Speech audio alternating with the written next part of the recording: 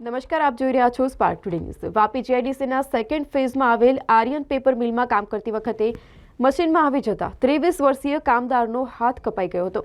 આ ઘટના 10 જાન્યુઆરીએ બની હતી, જે અંગે વાપી જીઆઈડીસી પોલીસે તપાસ હાથ ધરી છે। ઘટનામાં ઈએસઆઈસીની સવલતોને લઈને પણ ઈજાગ્રસ્ત કર્મચારીના પરિવારે મુસીબતોનો સામનો કરવો પડ્યો હોવાની પણ હૈયાવરણ ઠાલવામાં આવી છે।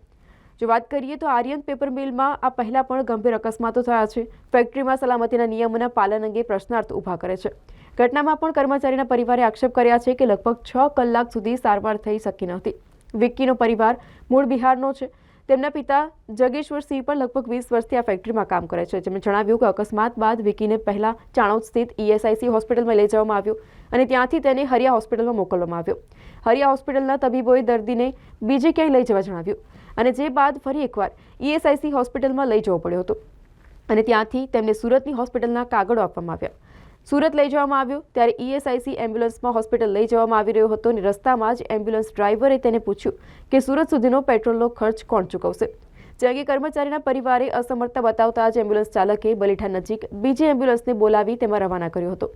જેને લઈને આ તમામ જે સુવિધાઓને લઈને જો વાત કરીએ તો તેને લઈને હાલ પ્રશ્ન ઊભો થયો છે।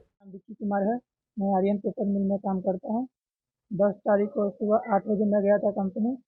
तो 10 बजे काम हुआ तो पेपर फंस गया था पत्ते पे। उसको मैं निकालने गया, मेरा हाथ फंस गया उसमें। हाथ फंसने के बाद हाथ मेरा ख़त्म हो गया और कान और पीठ, छाती और नीचे छाती के साइड में फ्रैक्चर हो गया। तो मैं वहाँ से एसआई गया, एसआई से फिर हरिया गया, हरिया से फिर एसआई गया, एसआई से फिर सूरत गया जीएमएस।